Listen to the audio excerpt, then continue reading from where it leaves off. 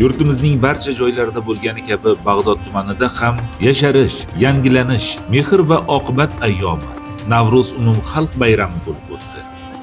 Ona zamin va tabiatga mehr-muhabbat, saxovat va muruvvat, bunyodkorlik va oliyjanoblik kabi xalqimizga xos ezgu fazilatlar eng qadimiy bayramimiz bo'lgan Navro'z timsolida asrlar davomida ulug'lanib, sayqal topib kelmoqda. Ayniqsa, bugun jamiyatimizda inson qadri yuksalib, bebaho boyligimiz, yerimiz, suvimiz va tabiatimizga, shu boradagi necha ming yillik an'analarimizga e'tibor kuchayib borayotgan yangi O'zbekiston sharoitida bu bayramning hayotimizdagi o'rni va ahamiyati yanada ortib bormoqda. 18-mart sanasida Bag'dod tumani markaziy o'yingohida qadriyatlaring boqiy bo'lsin Navro'z shiori ostida asosiy bayram tadbiri yuqori saviyada tashkil etildi. Bayram sahnasi milliy ruhda bezatilgan. Hunarmandchilik mahsulotlari, milliy liboslar, shuningdek milliy va bahoriy taomlar ko'rgazmalari yurtimizdagi to'kinlik, fayzu barakaning nishonasidan darak bo'ldi desak, mubolag'a bo'lmaydi. Dastavval tantanavor bezatilgan markaziy o'yingohga kirib kelgan Bag'dod tumani hokimi va mas'ul tashkilotlar, idoralar rahbarlari, qadrli mehmonlar barcha tayyorgarliklarni birma-bir ko'zdan kechirishdi. Ayniqsa, bu yilgi bayramni o'zgacha tashkillanganini har bir tashkilotchilar, mehmonlar e'tirof etishar ekan, milliy urf-odatlarimiz, an'analarimizni o'zida mujassam etgan bayram sayli qalblarga iliqlik olib kirganini ta'kidlashdi. Tadbirni Bag'dod tumani hokimi G'anijon Soliyev tabrik so'zi bilan ochib, barchani xalqimizni qadimiy va navqiron bayram Navro'zi olam bilan muborakbod etdi. Assalomu alaykum, hurmatli yurtdoshlar, qadrli Bag'dod ahli. Ona zamin va tabiatga mehr-muhabbat, saxovat va muruvvat, bunyodkorlik, oliyjanoblik kabi xalqimizga xos ezgu fazilatlar eng qadimiy bayramimiz Navro'z timsolida asrlar davomida sayqal topib kelmoqda. Ayniqsa, bugun jamiyatimizda inson qadri yuksalib, bebaho boyligimiz, yerimiz, suvimiz, tabiatimizga, shu boradagi bir necha ming yillik an'analarimizga e'tibor kuchayib borayotgan yangi O'zbekiston sharoitida bu bayramning hayotimizdagi o'rni va ahamiyati yanada ortib bormoqda.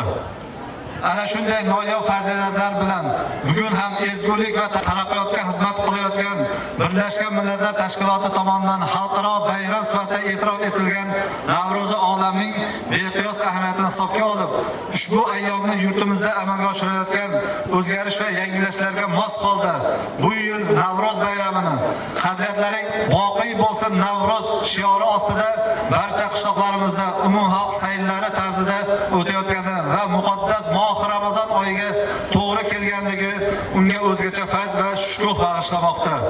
Muhtaram do'stlar, dunyoda murakkab vaziyat hukm surayotgan hozirgi tahlikali davrda Navro'zning buyuk insonparvarlik mohiyati, o'lmas g'oyalari, odamzodning tinchlik va do'stlik qadriyatlarini o'zaro ahillik va hamjihatlikda yashashga, hayotni yanada go'zal va obod qilishga undaydigan bunyodkorlik ruhi va falsafasi yer yuzidagi turli xalqlarning oliyjanob intilishlariga ham g'oyat uyg'un va hamohangdir.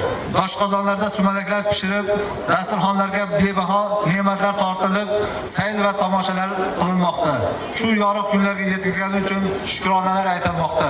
Tumanimiz ahli 2025 Navro'z umumxalq bayramini bir qator yutuqlar va yangilanishlar bilan nishonlanmoqda. Jumladan qishloq xo'jaligi sohasida 2024-yilda pilla, g'alla, paxta hosillarini ortig'i bilan bajarilib, bu ko'rsatkichlarni 2025-yilda ham yuksak yutuqlar bilan kutib olishni niyat qilmoqda.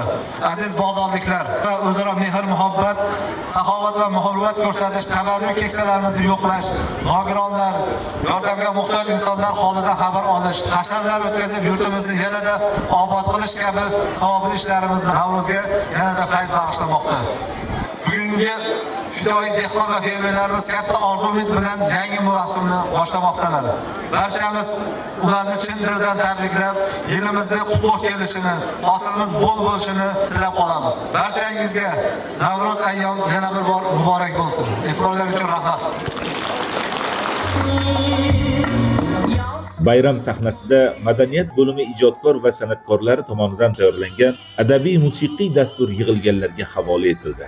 Alohida taklif etilgan xonandalar G'ayrat Usmonov, Abdujalil Qo'qonov, so'z ustalari Abdurahmon Sidiqov, Xayrullo Yo'ldoshevlarning ijro etgan qo'shiqlari, ijod namunalari tadbir ishtirokchilariga chinakam bayram kayfiyatini ulashdi.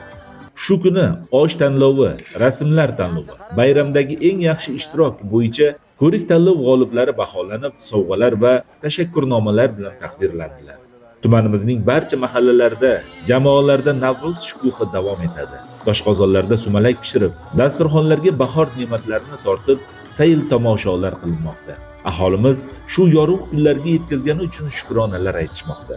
Bularning barchasi bu yilgi bayramning yanada fayzli va shukuhli o'tishini ta'minlamoqda. Navro'z bayramingiz muborak bo'lsin. Qadrli yurtdoshlar, aziz tumandoshlar.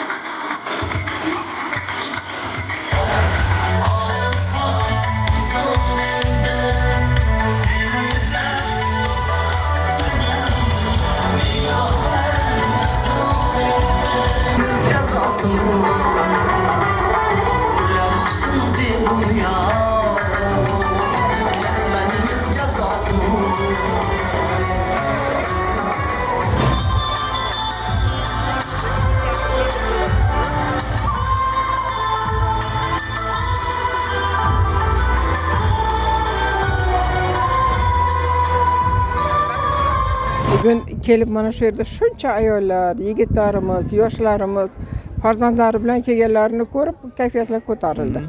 Qarab o'tirdik, yosh qari hammasi birdek o'ynadi. Gap bo'lishi mumkin emas. San'atkorlarga ham, tashkilotchilarga ham, hammalariga tashkil etilgan shu joyda tashkil etib, shu konsert programmasini tashkil etgan insonlarga ham hammalariga rahmat. Bayramda shukuhi haqiqatda bayramona o'tdi. Bu bayram shukuhi qalbimizga shunaqa o'rnashdiki, bir yil bizni tark etmaydi endi bu. Shunaqa mazza qilib dam oldik.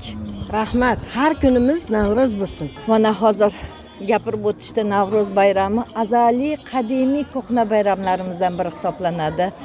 Navro'z bayramlarida o'sha paytda eslaymiz, ota-bobolarimiz gapirardiki, janjallar ham, urushlar ham to'xtatilgan ekan.